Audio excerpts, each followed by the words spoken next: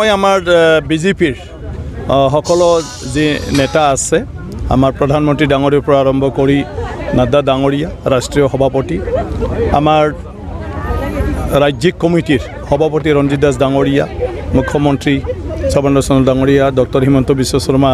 ডাঙৰীয়া আমাৰ দিলীপ শইকীয়া ডাঙৰীয়া আছে ৰাষ্ট্ৰীয় সাধাৰণ সম্পাদক ফণী শৰ্মা ডাঙৰীয়া যে তেখেতসকলে মোক আজি বিজেপি দলৰ তৰফৰ পৰা সেইদিনা মাত্ৰ ৰাজ্য সভাটো দিলে আৰু এতিয়া পানীৰী সমষ্টিত মানে মোক প্ৰাৰ্থী হিচাপে প্ৰক্ষেপ কৰি ফেলে ইয়াত ৰাইজক সেৱা কৰাৰ কাৰণে এটা সুযোগটো দিলে তাৰ কাৰণে মই প্ৰথম তেখেতসকলক ধন্যবাদ জনাইছোঁ আৰু মই ভাল পাইছোঁ 14 বছৰৰ পিছত মই আকৌ গ্ৰাউণ্ডলৈ নামিছোঁ 14 বছৰ মই ৰাজ্যসভাৰ এমপি বা কিবা কিবি হয় বাহিৰতে আছিলোঁ ওপৰা ওপৰিকৈ উপঙি আছিলোঁ কিন্তু এইবাৰ মোক সমষ্টিত পঠালে য'ত সাধাৰণ ৰাইজৰ লগত থাকি ফেলে কাম কৰিব লাগে আৰু মোৰ মনে সেইটোৱেই বিচাৰে যে মই এতিয়া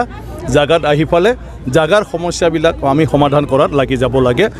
বাকীটোত আমাৰ ডাঙৰ নেতাসকল আছে নতুন মিত্ৰ দল হ'ল মিত্ৰ দলৰ বিভিন্ন ক্ষোভ দেখা গৈছে এই সম্পৰ্কত আপোনালোকে কি ক'ব যে ইউপিপিএল দলে বিভিন্ন জেগাত কাৰ্যালয় বন্ধ কৰিছে তেওঁলোকৰ প্ৰতিবাদ কাৰ্যসূচী গ্ৰহণ কৰিছে আপোনাৰ ইয়াতে পানীৰ সমষ্টিত দিয়াৰ কাৰণে কি ক'ব নাই সেইখিনি দুখ থাকে যেতিয়া এলায়েন্স হৈ যায় তেতিয়া কোনোবা চিট কাক বা এৰি দিবলগীয়া হয় আৰু আজিৰ পৰিস্থিতিটো আমি সবে মিলি ফেলে কাম কৰি যাব লাগিব অকল এটা পাৰ্টিয়ে মানে যদি আমি কিবা এটা কৰিবলৈ চেষ্টাও কৰোঁ তথাপিও আমি সফলতা পাব নোৱাৰোঁ গতিকে তথাপিও যিহেতু সবৰে এটা আশা আছে ৰাজনীতিত আজি সেইটো প্ৰত্যেকটা সমষ্টিত অকল ইয়াত বুলি নহয় অন্য ঠাইবিলাকতো তেনেকুৱা হৈছে কিন্তু সেইবিলাক আলাপ আলোচনাৰ মাধ্যমেৰে পুনৰ সব ঠিক হৈ যাব গতিকে এটা হঠাৎ কৰি সবে সহজভাৱে মানি ল'বলৈ টান পায় কেতিয়া যেতিয়া পৰিৱেশ পৰিস্থিতি বিষয়ে আৰু আমাৰ ভৱিষ্যতৰ যিটো কাৰ্যপন্থা সেই বিষয়ে যেতিয়া আলোচনা হ'ব তেতিয়া সবে সেইটো লৈ ফালে আপোনাৰ কোনেও মানে কি কয় নিজকে সেইটোৰ পৰা আঁতৰি নাৰাখে সবে আকৌ একমত হৈ পেলাই কাম কৰি যাব গতিকে আজি BTCটো ধুনীয়াকৈ আমাৰ UPPL বিজেপিৰ চৰকাৰ চলি আছে গতিকে ৰাজ্যটো আমাৰ বিজেপি UPPL AGP গোটেই যিখিনি আমাৰ এলায়েন্স আছে ইয়াৰ চৰকাৰ আহিব আৰু আনিবই লাগিব চৰকাৰখন তেতিয়াহে অসম আৰু অসমৰ জনগণৰ বাবে ভাল হ'ব ভালকৈ আমি কাম কৰিব পাৰিম গতিকে সেইটোৰ কাৰণে সৰু সৰু কিছুমান কথাত আমি নিজকে চম্ভালি ফালে আমি অলপ মিলি যাব লাগিব মানি চলিব লাগিব আৰু সেইটো আমাৰ কাৰ্যকৰ্তাবিলাকে চলি যাব BPF দল কিন্তু কংগ্ৰেছ ADFৰ মিত্ৰজোঁটত সমান এই সম্পৰ্কত আপোনালোকৰ কিছু প্ৰভাৱ পৰিব নেকি নাই একো প্ৰভাৱ নকৰি এতিয়া কংগ্ৰেছৰো কোনো বিষয় নাই অকল বিজেপি গালি দিয়াটোৱে কংগ্ৰেছৰ ইছ্যু গতিকে গালি দিয়াৰ দলৰ লগত ৰাইজৰ থাকিবলগীয়ানো কি আছে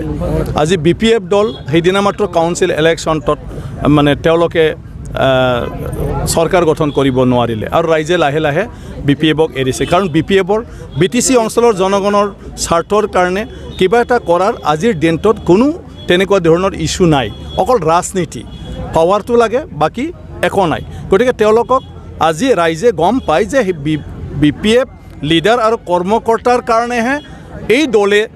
আজি জবৰদস্ত ৰাজনীতি কৰিবলৈ লাগিছে কোনো BTC অঞ্চলৰ আৰু BTC অঞ্চলৰ জনগণৰ স্বাৰ্থত নহয় তেওঁলোকৰ আজি কোনো নাই এজেণ্ডা আগত একৰ্ড কৰিছিলে একৰ্ড কৰি আহি চুক্তি ৰূপায়ণৰ নাম লৈছিলে আৰু চুক্তি ৰূপায়ণটো আজি কেন্দ্ৰীয় চৰকাৰ আৰু অসম চৰকাৰে কৰি দিলে চুক্তি ৰূপায়ণৰ পিছত আমাৰ BPF দলৰ হাগ্ৰামা মহিলাই ডাঙৰীয়াৰ নেতৃত্বত BTC অঞ্চলৰ ৰাইজৰ কাৰণে কি কাম কৰিব তেনেকুৱা কোনো তেওঁলোকৰ ইছ্যু নাই BTC দুমাহৰ পিছত ভংগ হ'ব বুলি কৈছে হাগ্ৰামা মহিলাই কি ক'ব নাই সেইবিলাক কথা যেতিয়া কয় তেতিয়াতো জানে যে আৰু তেওঁৰ আৰু কোনো ৰাজনীতিত কিবা এটা কৰাৰ পৰিকল্পনা নাই গতিকে যিটো বস্তু নহয় তাকে যদি কৈ থাকে তেতিয়াতো লাভ নাই কুৱাৰ পানীটো ময়ে খাই শেষ কৰিম বুলি ক'লে পাৰিব জানে কোনোবা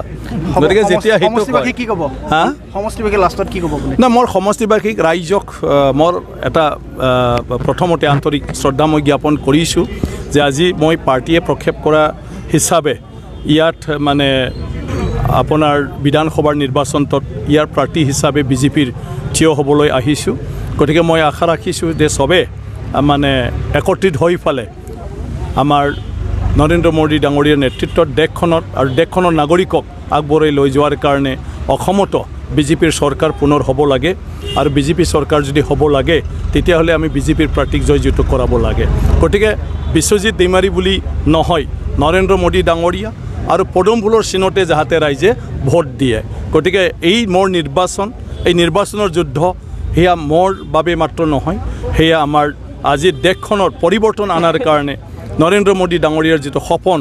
এই সপোনটো বাস্তৱত ৰূপায়িত কৰিবলৈ এই অসমখনত শক্তিশালী এটা চৰকাৰ গঠন কৰাৰ বাবে গতিকে সেইকাৰণে পানেৰী ৰাইজে আজি চবে পৰিৱৰ্তন বিচাৰিছে মই ভাবোঁ সেইটো আৰু ইমান বিতংকৈ মানে বুজাবলগীয়া নাই গতিকে চব ৰাইজে আমাৰ লগত একত্ৰিত হৈ যাব ঠিক আছে